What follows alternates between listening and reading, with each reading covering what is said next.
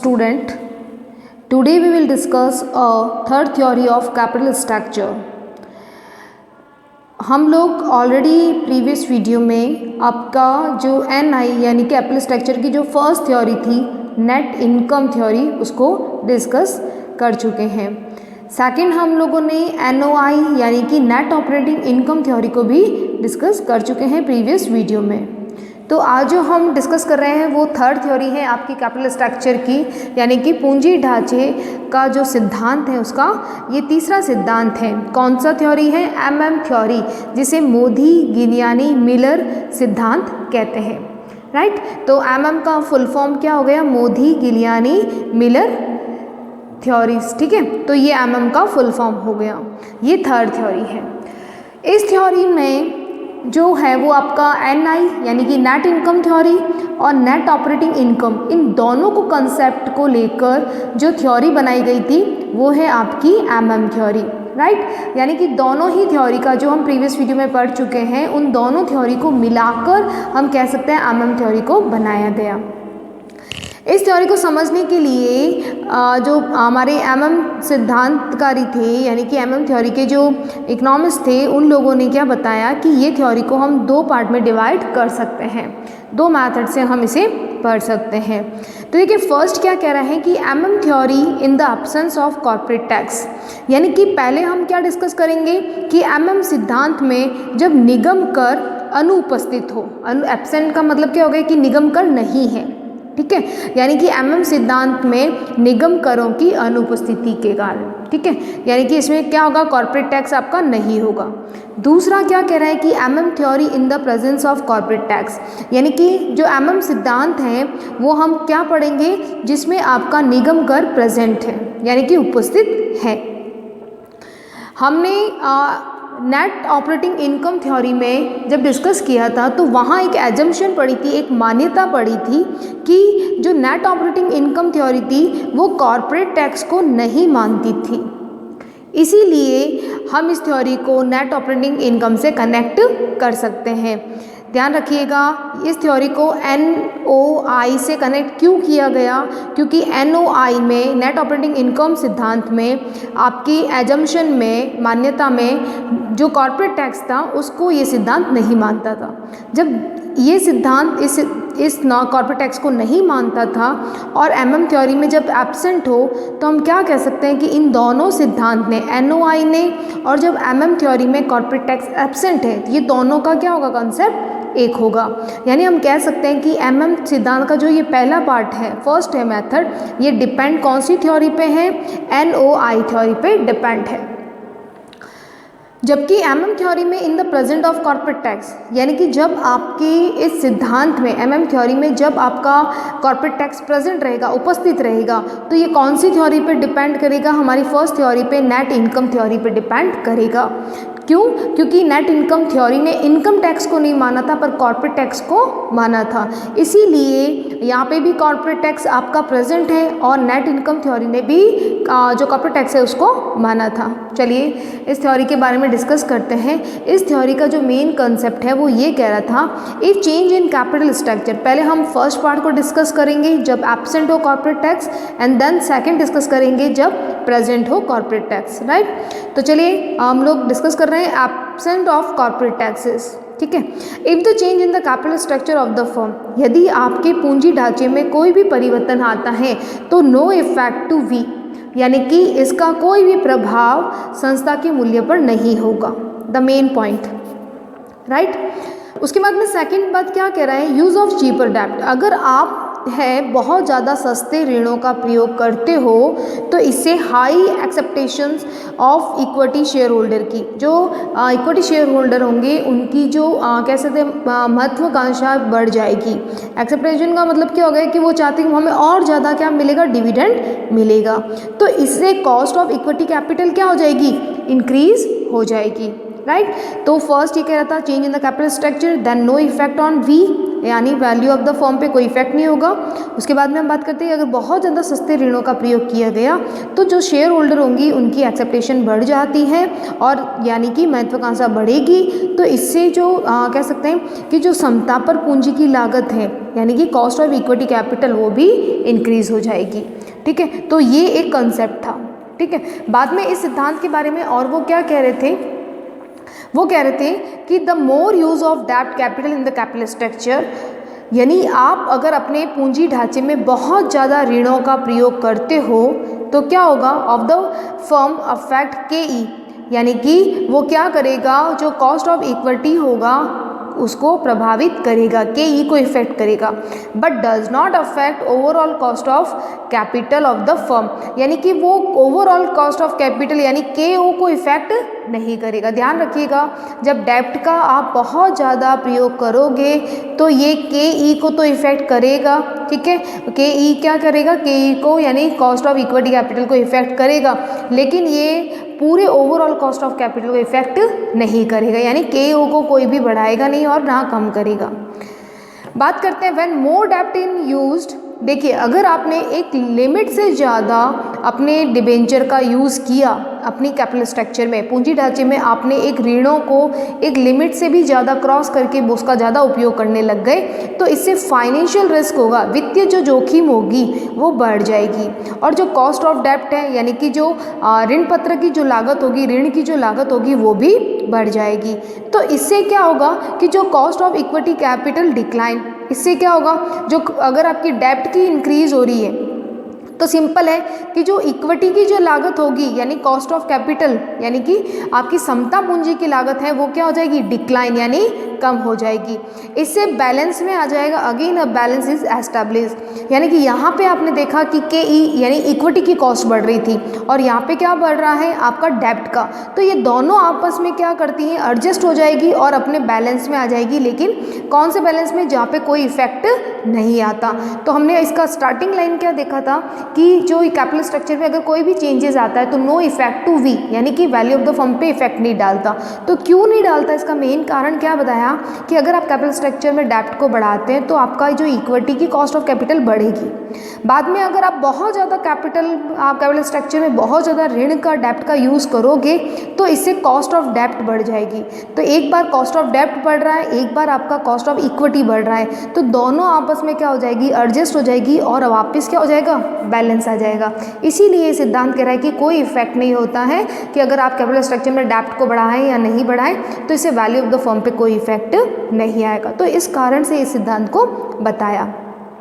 Right, बात करते हैं इसका आगे का पॉइंट का। देखिए ध्यान रखिएगा कि मोदी जो गिलियानी था उस सिद्धांतकारियों ने क्या माना था कि ये जो सिद्धांत है वो पूंजी संरचना यानी कैपिटल स्ट्रक्चर के अलावा अगर दो संस्था हैं, दो अगर इंस्टीट्यूट हैं, वहाँ पे आप कह सकते हैं कॉस्ट ऑफ कैपिटल और जो वैल्यू ऑफ द फर्म है उन दोनों में क्या हो सकता है, आर्बिट्रेज प्रोसेस के कारण अलग अलग नहीं हो सकती। यानी कि अगर कोई संस्था है, हम किसी भी दो संस्थाओं की बात कर रहे हैं जहाँ पे कैपिटल स्ट्रक्चर के अलावा वो सारी संस्था है दोनों एक समान संस्था है, यानी कैपिटल स्ट्रक्चर डिफरेंट है उनका और बाकी वो एज इट इज सेम है।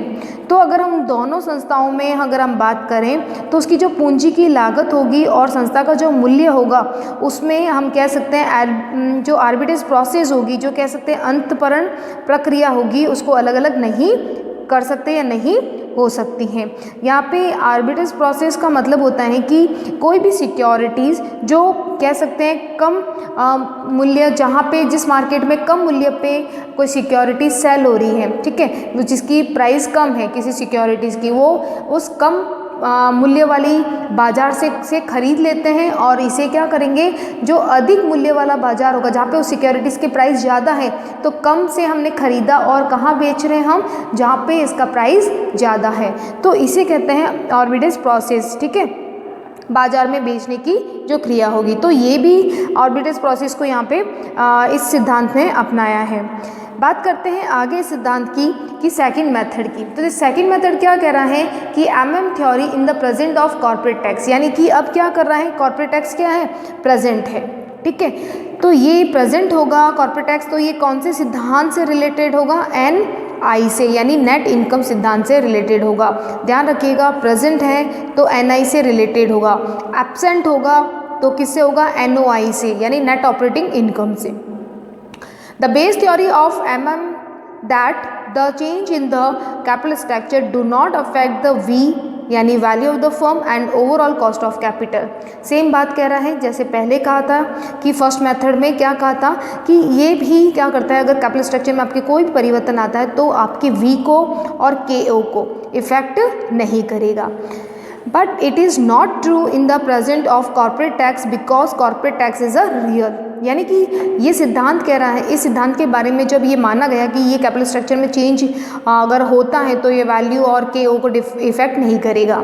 लेकिन इसकी एक उस समय एक आलोचना हुई थी, उस समय इसको एक क्रिटिसाइज़ किया गया था कि जब आप अपने सिद्धांत में कॉर्पोरेट टैक्स को प्रेजेंट मानते हो यानी उपस्थित मानते हो, तो जो कॉर्पोरेट टैक्स है वो एक रियलिटी है, एक वास्तविकता है, तो आप कैसे कह सकते हैं कि ये वैल्यू ऑफ द फर्म को या KO को इफेक्ट नहीं करेगा। ठीक है, तो ये एक आलोचना हुई थी कि आप जब निगम करों को ये मानते उपस्थित हैं, फिर आप कह रहे हैं कि कैपिटल स्ट्रक्चर में चेंज होने पर V और KO को कोई इफेक्ट नहीं होगा। तो इनकी इस बात को उन्होंने क्या किया, कब एक्सेप्ट किया कि हाँ मैं जो प्रेजेंट होगा अगर कॉर्पोरेट टैक्स तो क्या होगा, ये फर्म को वैल्यू को और KO को इफेक्ट करेगा। उन्होंने एक्सेप्ट किया, they accept this fact that for corporate tax determination in कब किया, 1963 1963 में उन्होंने ये एक्सेप्ट कर लिया, स्वीकार कर लिया कि जो कॉर्पोरेट टैक्स है उसके डिटर्मिनेशंस का इफेक्ट होता है। ठीक है, उन्होंने कब ये एक्सेप्ट किया कि 1963 में ये एक्सेप्ट किया कि अगर आपकी थ्योरी में कॉर्पोरेट टैक्स प्रेजेंट है तो अगर आपका कैपिटल स्ट्रक्चर में कोई भी परिवर्तन होता है तो ये वैल्यू ऑफ द फर्म को इफेक्ट करेगा। ये उन्होंने एक्सेप्ट किया था 1963 में। ठीक है, चलिए बात करते हैं उन्होंने जब एक्सेप्ट किया तो फिर इसके कंक्लूज़न या निष्कर्षण क्या निकला। उन्होंने माना कि जो इंटरेस्ट होता है, ब्याज होता है, वो एक क्या है, डिडक्टेबल एक्सपेंडिचर, कटौती व्यय माना है, इसलिए कॉस्ट ऑफ डेब्ट इज़ अ लोअर, यानी कि जो ब्याज होता है वो कटौती व्यय है, इसीलिए जो कह सकते हैं जो ऋण की लागत होती है वो कम होती हैं। ठीक है, और ऋण की लागत जब कम आती है इसीलिए KO एंड V इंक्रीज होता है। अभी हमने बहुत पहले ट्रेडिंग ऑन इक्विटी पढ़ा था, समता पर व्यापार। ठीक है, इसको हम ऑलरेडी डिस्कस कर चुके हैं अपने प्रीवियस वीडियो में कि समता पर व्यापार कि अगर आप बहुत ज़्यादा डेप्ट को यूज़ करते हो तो उससे क्या होगा, उसकी कॉस्ट कम आ रही है। कॉस्ट कम आने का मतलब हो गया कि आपको जो डिबेंचर आप इश्यू कर रहे हो उसकी ब्याज दर क्या है, बहुत कम है। तो उसका मतलब है कि ब्याज दर कम यानी कि हमें इंटरेस्ट कम देना होगा, तो इंटरेस्ट कम देने का मतलब है कि वो हमारे लिए लोअर कॉस्ट वाले हैं, कम लागत वाले हैं। ठीक है, तो आप कम लागत वाली अगर कम लागत वाली सिक्योरिटी से आप कैपिटल स्ट्रक्चर का अरेंजमेंट कर रहे हो, कम लागत, आपको इंटरेस्ट कम देना है और आपको कैपिटल अच्छी मिल रही है, तो इससे आपका ओवरऑल कॉस्ट ऑफ कैपिटल यानी KO और जो वैल्यू ऑफ द फर्म होगा यानी V, ये क्या होगा, इंक्रीज होगा। Right, they accept that the total value of leveraged यानी उत्तोलक firm is higher than a non levered firm. ध्यान रखिएगा, ये क्या था, इसका कॉन्सेप्ट है इस थ्योरी का। क्या बताया कि जो संस्था, लिवरेड का मतलब होता है जिस संस्था के कैपिटल स्ट्रक्चर में डिबेंचर का या डेब्ट का यूज़ होता है वो ज़्यादा अच्छी हैं किसके कंपैरिजन में, जहाँ पे डिवेंचर का जो यूज़ है जिस संस्था के कैपिटल स्ट्रक्चर में नहीं होता है। तो ध्यान रखिएगा, they accept that total value of levered firm is high. कौन ज़्यादा है, लिवरेड। लिवरेड किस कंपनी को या किस संस्था को कहा जाएगा, जो अपने कैपिटल स्ट्रक्चर में डिबेंचर का यूज़ करती है। तो जिस संस्था के कैपिटल स्ट्रक्चर में डिबेंचर का यूज़ होता है वो संस्था को हाई प्रॉफिट मिलेगा किसके कंपैरिजन में, कि जो संस्था डिबेंचर का यूज़ अपने कैपिटल स्ट्रक्चर में नहीं करती है। The most important line. ठीक है, तो ये इंपॉर्टेंट लाइन है कि उन्होंने एक्सेप्ट कर लिया कि जो लिवरेड फर्म होगी वो ज़्यादा प्रॉफिट देगी लगेगी कंपैरिजन टू नॉन लिवरेड बिना उत्तोलक वाली फर्म को। तो ये उत्तोलक का मतलब क्या हो गया, लिवरेड का मतलब हो गया कि आप डिबेंचर का यूज़ कर रहे हो अपने कैपिटल स्ट्रक्चर में, और जो नॉन लिवरेड यानी बिना उत्तोलक का मतलब हो गया कि आप अपने कैपिटल पूंजी ढांचे में किसी भी ऋण का यूज़ नहीं कर रहे हो, ऋण पत्र का यूज़ नहीं कर रहे हो। ठीक है, तो ये इसका रिलेटेड डिस्कशन हो गया। चलिए बात करते हैं हम नेक्स्ट पॉइंट की, एजम्पशन की यानी कि मान्यता की। तो देखिए इस थ्योरी की जो फर्स्ट एजम्पशन थी वो क्या कह रही है, इन्वेस्टर्स आर रैशनल, यानी कि विनियोगता क्या है, विवेकशील है। इस सिद्धांत की एमएम थ्योरी सिद्धांत का जो फर्स्ट एजम्पशन है वो क्या मानता है कि जो विनियोगता होते हैं यानी जो इन्वेस्टर्स होते हैं वो विवेकशील है। विवेकशील का मतलब है उनको पूरा मार्केट का नॉलेज है, उन्हें आप कैपिटल मार्केट का पूरा नॉलेज है, ज्ञान है, और उनको सारी इन्फॉर्मेशन पता है। और जो इन्वेस्टर्स होते हैं वो सिक्योरिटीज़ का क्रय और विक्रय करने के लिए पूरे टोटली फ्री होते हैं। क्यों? क्योंकि उन्हें पूरा नॉलेज है, जानकारी है। इसीलिए फर्स्ट एजम्पशन क्या मानी है, इन्वेस्टर्स को रैशनल माना है, विवेकशील माना है। विवेकशील का मतलब होता है कि जिसको बाजार के, यहाँ पे बाजार कौन से बाजार की बात कर रहे हैं हम लोग, कैपिटल बाजार। ठीक है, तो यानी कि पूंजी बाजार की बात कर रहे हैं, कैपिटल मार्केट की। तो कैपिटल मार्केट का फुल इन्फॉर्मेशन है किसके पास, इन्वेस्टर्स के पास में, और वो सिक्योरिटीज़ परचेज और सेल करने के लिए पूरे टोटली फ्री है, क्योंकि उन्हें पूरी बाजार का नॉलेज का मतलब पूरी इन्फॉर्मेशन उनके पास है। Right, no transaction cost. ये सिद्धांत क्या मानता है कि कोई भी परिवहन लागत नहीं होती है। देखिए ट्रांजैक्शन कॉस्ट का मतलब है कि अगर कोई सिक्योरिटीज़ जब आप परचेज करते हो, जब सेल करते हो, तो ना तो इसमें आप कमीशन ऐड कर रहे हो ना ब्रोकरेज ऐड कर रहे हो।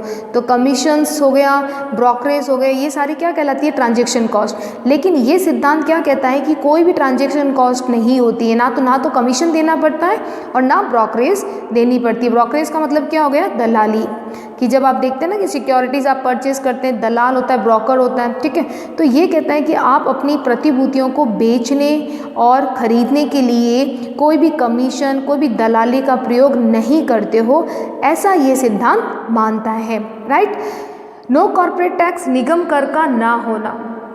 सिंपल है कि ये टैक्स क्या मान रहा है, बिल्कुल हमने आगे पढ़ भी रखा है। ये क्या था कि ये जो सिद्धांत है वो मानता है कि संस्था का कोई निगम कर नहीं देना पड़ता है, कोई भी कॉर्पोरेट टैक्स नहीं देना पड़ता है। राइट, बात करते हैं नेक्स्ट एजम्पशन की, प्रॉफिट डिस्ट्रीब्यूट यानी लाभ विभाजन। सिंपल है कि देखिए यहाँ पे क्या होगा, लाभ विभाजन का मतलब हो गया यहाँ पे जो भी लाभ होगा उसका क्या किया जाएगा, उसका विभाजन किया जाएगा, यानी कि समस्त लाभों का वितरण किया जाता है। यानी कि जो टोटल प्रॉफिट होता है उसको शेयर होल्डर्स को भी दिया जाता है, यानी कि जो संस्था है लाभों का वितरण अंशधारियों को कर देती है, और संस्था का जो लाभांश भुगतान अनुपात होता है यानी कि जो पे आउट रेशियो रहेगा वो कितना रहेगा, 100%। यानी कि जो कह सकते हैं जो संस्था होती है, जो इंस्टीट्यूशन होते हैं, उनको जो भी प्रॉफिट होता है, जो भी लाभ होगा उसका वो वितरण कर देती है। इसीलिए जो लाभांश भुगतान अनुपात होता है यानी कि जो आपका पे आउट रेशियो रहेगा वो कितना रहेगा, 100%। ठीक है, तो यानी जो टोटल प्रॉफिट होता है उसका डिस्ट्रीब्यूशन कहाँ किया जा रहा है, डिविडेंड के रूप में, लाभांश के रूप में अंशधारियों को। ठीक है, बात करते हैं इजी लोन यानी कि सुलभ ऋण। इसमें क्या होगा कि जब भी आप संस्था है उसको अगर आप कह सकते हैं ऋण की आवश्यकता है, ठीक है, तो उसको आसानी से कह सकते हैं सरल जो कह सकते हैं शर्तों पे या बहुत इजी कंडीशंस पे मिल जाता है। यानी जो व्यक्तिगत विनियोजक जो होते हैं उनको कोई भी परेशानी नहीं होती है ऋण को प्राप्त करने में, और वो इजी वे से क्या कर सकते हैं, लोन प्राप्त कर सकते हैं। ठीक है, बात करते हैं वैल्यूएशन ऑफ द फर्म यानी फर्म का मूल्यांकन। देखिए वैल्यूएशन ऑफ फर्म का मतलब क्या हो गया कि संस्था का मूल्यांकन करने हेतु सभी विनियोजक की शुद्ध परिचालन आय के संबंध में एक्सेप्टेशन समान होती है। यानी कि जो भी संस्था का जो मूल्यांकन किया जाता है तो सभी इन्वेस्टर्स होते हैं वो उनका ये मानना होता है कि ये जो संस्था का जो मूल्य है वो सभी क्या है, समान। क्यों? क्योंकि ये जो सिद्धांत है वो क्या मान रहा था कि कैपिटल स्ट्रक्चर में चेंज होने पर क्या होगा, कोई भी इफेक्ट नहीं होता। तो इसी तरह से ये क्या कह रहे हैं कि जो भी संस्था होगी या कह सकते हैं संस्था का जो मूल्यांकन करना है, उसका वैल्यूएशन करना है, तो तो जितने भी इन्वेस्टर्स होते हैं, इन्वेस्टर्स की जो नेट ऑपरेटिंग इनकम होती है वो एक इक्वल मानी जाती है, कि उसमें कोई इफेक्ट नहीं आता है कि आपने डिबेंचर का है या इक्विटी का है। तो वैल्यूएशंस के लिए सबकी एक्सेप्टेशंस क्या होती है, इक्वल, समान रहती हैं। समान जोखिम यानी कि होमोजेनियस रिस्क। होमोजेनियस रिस्क का मतलब क्या हो गया, सभी संस्थाओं में आप कह सकते हैं जो रिस्क होती हैं वो होमोजेनियस रिस्क क्लास की होती है। अतः सभी संस्थाएं अपनी अर्निंग के अनुसार अपने कह सकते हैं विभिन्न वर्गों में विभाजित की जा सकती है। प्रत्येक वर्ग में आने वाली संस्था की जोखिम मात्रा समान होती है। होमोजेनियस रिस्क का मतलब हो गया कि आपका जो डेप्ट यूज़ करोगे, आप इक्विटी यूज़ करोगे तो रिस्क क्या रहेगी, समान रहेगी। क्योंकि इस सिद्धांत ने क्या माना है कि कैपिटल स्ट्रक्चर में अगर आपका कोई भी चेंजेस आता है तो उसका वैल्यू ऑफ द फर्म या किसी पे इफेक्ट नहीं आता है। इसीलिए क्या मानता है, होमोजेनियस रिस्क को भी इक्वल मानता है, यानी कि जो जोखिम होती है सभी संस्थाओं की वो एक समान होती है। यानी कि हम कह सकते हैं कि अर्निंग के अनुसार उन्होंने विभाजित की जा सकती सभी संस्थाएं, और प्रत्येक जो भी वर्ग आएगी उससे आने वाली संस्था की जोखिम मात्रा समान होगी। जो भी रिस्क आएगी निकाली जाएगी वो इक्वल होगी। देखिए एजम्पशन का जो फर्स्ट था, उन्होंने क्या माना था, विनियोक्ता को सारा नॉलेज है, जानकारी है, इंफॉर्मेशन है, इसीलिए वो सिक्योरिटीज़ को परचेज और सेल करने में लिए फ्री है। फिर सेकंड एजम्पशन जो इंपॉर्टेंट थी कि उन्होंने ट्रांजैक्शन कॉस्ट नहीं माना। ट्रांजैक्शन कॉस्ट का मतलब होता है जो कमीशंस, जो हम कह सकते हैं ब्रोकरेज देनी, दलाली देनी पड़ती है जब अपन कोई ट्रांजैक्शन करते हैं, लेकिन ये जो सिद्धांत है वो नहीं मानता है। Third is a very easy कि कॉर्पोरेट टैक्स को नहीं माना इन सिद्धांत ने। फिर ये इन्होंने कहा फोर्थ एजम्पशन में कि प्रॉफिट डिस्ट्रीब्यूट, यानी कि जो पूरा लाभ होता है उसका विभाजन डिविडेंड के रूप में दे दिया जाता है, इसीलिए डिविडेंड को 100% माना है। ठीक है। इजी लोन का मतलब है कि अगर कोई व्यक्तिगत इन्वेस्टर्स हैं उसको अगर लोन चाहिए तो वो बहुत ईजी वे से उसको मिल जाएगा। वैल्यूएशन ऑफ द फर्म, उन्होंने कहा कि फर्म का जो मूल्यांकन है वो क्या होगा, सबके लिए समान होगा। सारी फर्मों का जो है वैल्यूएशन इन्वेस्टर्स हैं उनकी नज़र में क्या होता है, समान होता है वैल्यूएशन करना। ठीक है, यानी कि ज़्यादा उसमें कह सकते हो कि जो यहाँ पे शुद्ध जो कह सकते हो इनकम है वो इन्वेस्टर्स को, सबको इन्वेस्टर्स को लगता है कि जो वो जो महत्वाकांक्षा रखते हैं उस अपने प्रॉफिट के लिए या लाभ के लिए या लाभांश के लिए, वो सबकी एक जैसी रहती हैं। ठीक है। होमोजेनियस का रिस्क का मतलब हो गया कि यहाँ पे जो जितनी भी संस्थाएं रहेगी उनकी सारी की सारी रिस्क क्या होती है, इक्वल रहती है। होमोजेनियस यानी समान रहेगी। ठीक है। बात करते हैं इसका नेक्स्ट यानी फॉर्मूले की। तो देखिए यहाँ पे हमने दो वर्ड इंपॉर्टेंट थे, एक था लिवरेड, एक था विदाउट लिवरेड या अनलिवरेड। ठीक है, तो उसके बेस पर ही इसका फॉर्मूला बनाया गया है। बात करते हैं सबसे पहले VU, ध्यान रखिएगा ये U किससे रिलेटेड है, अनलिवरेड यानी कि बिना उत्तोलक के।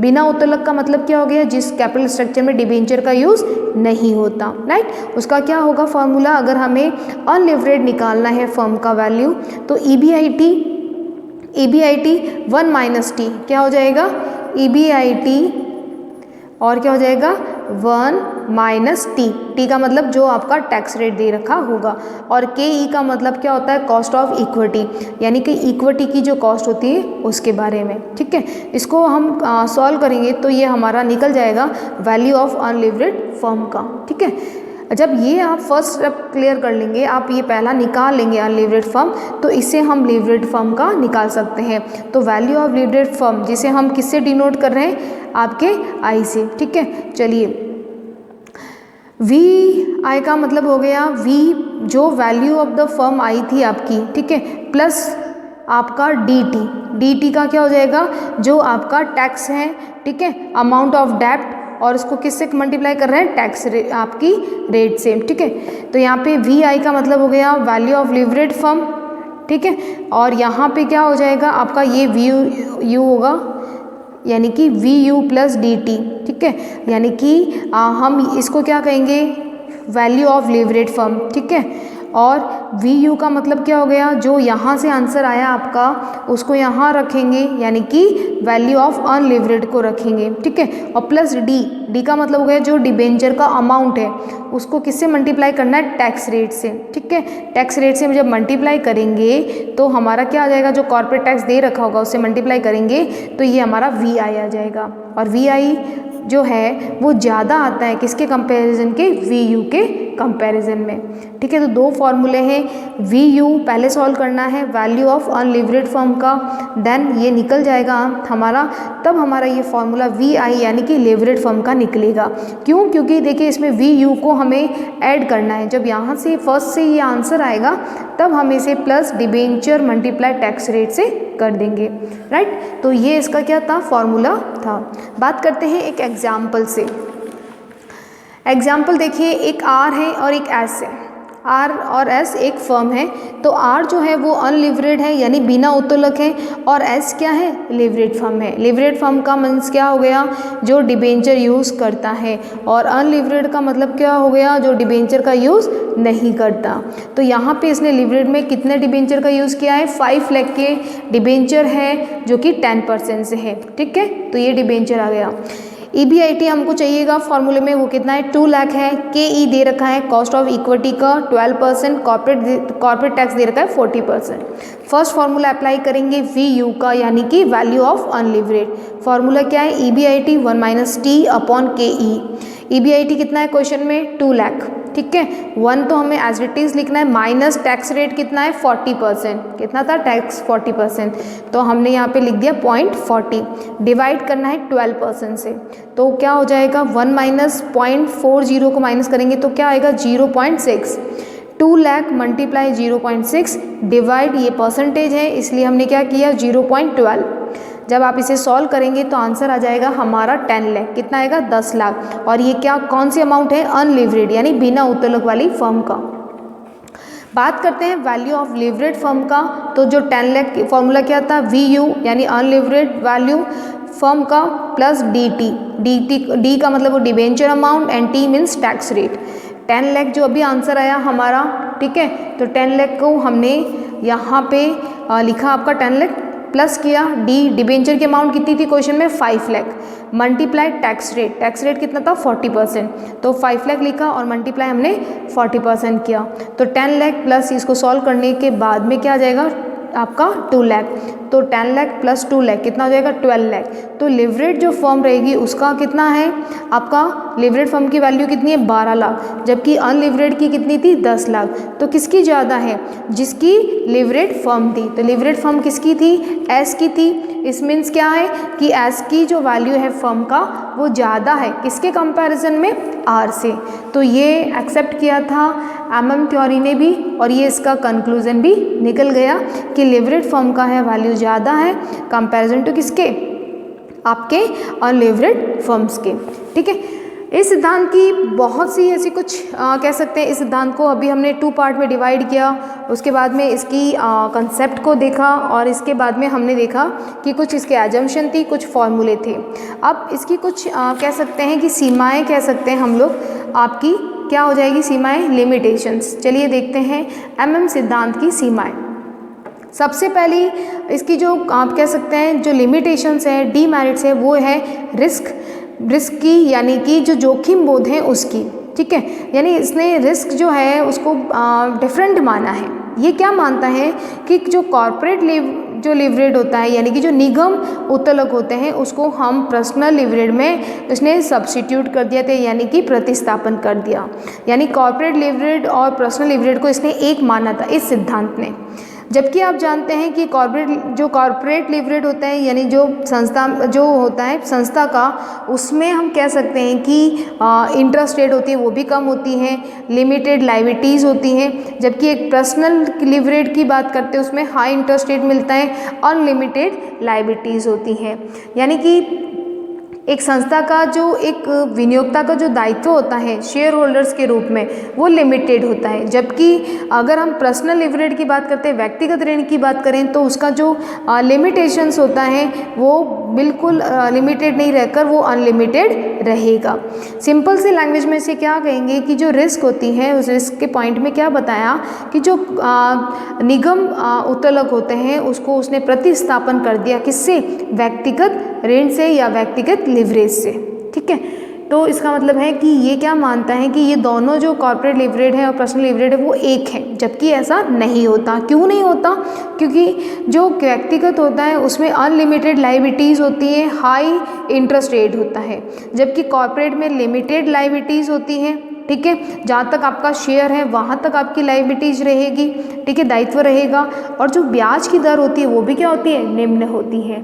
तो यानी कि हम कह सकते हैं दोनों ही अलग अलग हैं। इस कारण से जो निगम लीवरेज का जो इस सिद्धांत में सब्स्टिट्यूट किया किससे? व्यक्तिगत लीवरेज से, वो नहीं हो सकता। ये सिद्धांत का सबसे बड़ा दोष है। ठीक है, इस सिद्धांत ने इन दोनों को एक माना था, लेकिन ये दोनों डिफरेंट हैं। इस डिफरेंट क्यों है? इस डिफरेंट के ये पॉइंट है। राइट, बात करते हैं सेकंड इसका लिमिटेशन की, कि सेकंड दोष क्या था? लेन देन कारोबार लागत की अनुपस्थिति। ये एजम्पशन में भी आया था, एब्सेंट ऑफ ट्रांजैक्शन कॉस्ट। क्या मानता था ये सिद्धांत? कि ट्रांजैक्शन कॉस्ट है वो होती ही नहीं है, एब्सेंट है, अनुपस्थित है। लेकिन ऐसा होता है क्या कि नो ट्रांजैक्शन कॉस्ट? इस सिद्धांत ने क्या माना था? No transaction cost. लेकिन जब भी हम कोई सिक्योरिटीज़ यानी कि कोई हम शेयर परचेज करें या डिबेंचर परचेज करते हैं, sale and purchase of securities, जब भी हम किसी प्रतिभूतियों का क्रय विक्रय करते हैं तो उसमें हमको कमीशन और दलाली क्या होती है? देनी होती है। क्योंकि ये क्या होता है? ये पार्ट होता है सिक्योरिटीज़ को परचेज और सेल करते समय, यानी ब्रोकर जो होते हैं वो अपनी ब्रोकरी लेंगे और कमीशन भी हमें देना होता है। ठीक है, एजेंट को। तो इसका मतलब है कि ये सिद्धांत मानता है कि नो ट्रांजैक्शन कॉस्ट, जबकि ट्रांजैक्शन कॉस्ट होती है। जब भी आप कोई भी सिक्योरिटीज़ को परचेज सेल करोगे तो ट्रांजैक्शन कॉस्ट लगेगी, और ट्रांजैक्शन कॉस्ट लगने से हमारी जो रियल इनकम होती है वो कम हो जाती है। क्यों? क्योंकि हमने क्या दिया? अपने उस इनकम में से कुछ पार्ट दलाली का या कमीशन का दे दिया, इसलिए रियल इनकम क्या होगी? कम होगी। लेकिन ये जो सिद्धांत है वो तो ये कंसेप्ट मानता नहीं है। वो क्या कहता है ये सिद्धांत? कि नो ट्रांजैक्शन कॉस्ट, कोई भी ट्रांजैक्शन कॉस्ट नहीं होती है, जबकि रियलिटी में ऐसा नहीं होता।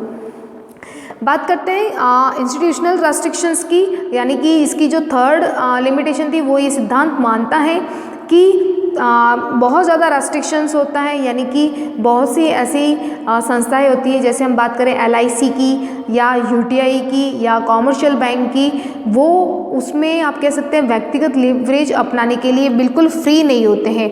वहाँ पे बहुत रेस्ट्रिक्शंस होता है कि आप अपने कन्वर्ट नहीं कर सकते हो। ठीक है, तो रेस्ट्रिक्शन की वजह से हम कह सकते हैं कि पूरा जो प्रॉफिट होता है या कह सकते हैं लाभ होता है वो नहीं मिल पाता। यानी कि एक अनलिवरेड कंपनी से लिवरेड कंपनी में आप चेंज जो है वो विनियोक्ता के लिए संभव नहीं होता है, क्योंकि बहुत रेस्ट्रिक्शंस होता है, बहुत प्रतिबंध होते हैं। तो हम कह सकते हैं कि जब इतना रेस्ट्रिक्शन होता है तो आप आर्बिट्रेज प्रोसेस हैं जो आप कह सकते हैं कि कम मार्केट जो मूल्य वाली मार्केट से आप खरीद रहे हो सिक्योरिटीज़ और फिर उसे हाई मार्केट में प्राइस वाले में सेल कर रहे हो, तो ये कैसे पॉसिबल होगा? जब आप रेस्ट्रिक्शन इतना लगा रहे हो कि आप चेंज नहीं कर सकते, तो आप ये जो आर्बिट्रेज प्रोसेस है उसके लिए जो ये इम्पॉर्टेंट होता है लिवरेड का, ठीक है, तो ये आप इस पॉइंट को आप फुलफिल नहीं कर रहे हो, इसीलिए कह सकते हैं इसमें एक बड़ा दोष है। ठीक है, तो ये कह सकते हैं जो इंस्टीट्यूशनल रेस्ट्रिक्शंस होता है उसके कारण हम आर्बिट्रेज प्रोसेस होता है उसको पूरा नहीं कर सकते। बात करते हैं निगम करों की अनुपस्थिति, एब्सेंट ऑफ कॉर्पोरेट टैक्स। ये सिद्धांत थ्योरी का सबसे बड़ी जो कह सकते हैं हाई लेवल की जो लिमिटेशन थी वो यही है, कॉर्पोरेट टैक्स को ध्यान नहीं रखती।